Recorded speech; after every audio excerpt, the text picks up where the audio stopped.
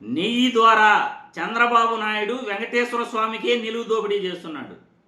మామూలుగా వెంకటేశ్వర స్వామి నిలువు దోపిడీ చేస్తారు అని అంటారు, కానీ వెంకటేశ్వర స్వామికే దేవుడికే నిలువు దోపిడీ చేస్తూ కుచ్చుటోపీ పెడుతున్న చంద్రబాబు నాయుడు తన అనుకున్నదంతా పక్కాగా ప్రణాళిక రచించాడు. ఆ ప్రణాళికలో పాస్ అయిపోయాడు.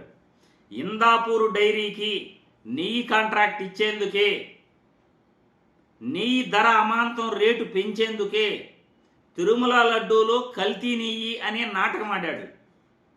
ఆ వెంకటేశ్వర స్వామిని రాజకీయాల్లోకి తీసుకొచ్చాడు. వెంకటేశ్వర స్వామి నెయ్యి ప్రసాదంలో కల్తీ జరిగింది, జంతువుల కొవ్వు ఉందని అనౌన్స్ చేశాడు.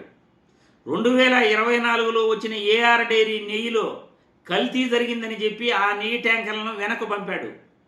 తిరిగి అదే నెయ్యి ట్యాంకర్లను వైష్ణవి డైరీ ద్వారా ఇన్వాయిస్ తెప్పించుకుని తిరుమలకు పంపించాడు. ఆ కల్తీ నెయ్యినే మళ్ళీ వాడించాడు.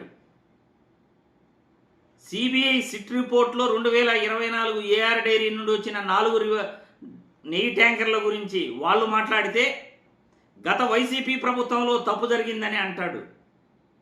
278 రూపాయలకి ఇందాపూర్ డైరీ దగ్గర గత 2018లో నెయ్యి కొనుగోలు చేసిన నువ్వు 320 రూపాయలకు కొనుగోలు చేస్తే వైసీపీ ప్రభుత్వాన్ని తప్పుపడతాడు. మరి నువ్వు చేసిన పని ఏంటి? నువ్వు తక్కువకి నెయ్యి కొనుగోలు చేయలేదా? ఎవరైనా దేవుడి కంటే రేటు తగ్గించేస్తారు. కొంతమంది లాభాలు వదులుకొని కూడా తక్కువకి ఇచ్చే వాళ్ళు ఉంటారు నెయ్యిని. కానీ ఆన్లైన్ ధర కన్నా, మార్కెట్లో ఆన్లైన్ ధర కన్నా, మార్కెట్ ధర కన్నా ఎక్కువ రేట్ ఇచ్చి నెయ్యి కొనుగోలు చేసే ఏకైక వ్యక్తిని, ఏకైక ప్రభుత్వాన్ని, ఈ కూటమి ప్రభుత్వాన్ని, ఈ చంద్రబాబు నాయుడినే చూస్తున్నాం. చంద్రబాబు నాయుడు వెంకటేశ్వర స్వామికి నిలువు దోపిడీ చేస్తున్నాడు, కుచ్చుటోపీ పెడుతున్నాడు నెయ్యి కొనుగోలు విషయంలో. ఇప్పుడు నెయ్యి కొనుగోలు విషయంలో రేటు పెంచి హెరిటేజ్ అనుబంధ సంస్థ ఇందాపూర్ డైరీ కోసం చంద్రబాబు కుట్ర అనే సాక్షి పేపర్లో కథనం కూడా వచ్చింది. టీటీడీ నెయ్యి కాంట్రాక్ట్లో ఇందాపూర్ వాటా రూటు బట్టబయలు. నందిని డైరీని అడ్డం పెట్టుకుని కథ నడిపిన బాబు సర్కార్. నెయ్యి ధర కిలో 495 నుండి 716.92కు పెంచారు. పెంచిన రేట్లతో L1 నందిని డైరీకి 20 లక్షల కిలోల నెయ్యి కాంట్రాక్ట్ ఖరారు చేశారు. తర్వాత 10 లక్షల కిలోలే సరఫరా చేయగలమని నందినితో చెప్పించారు.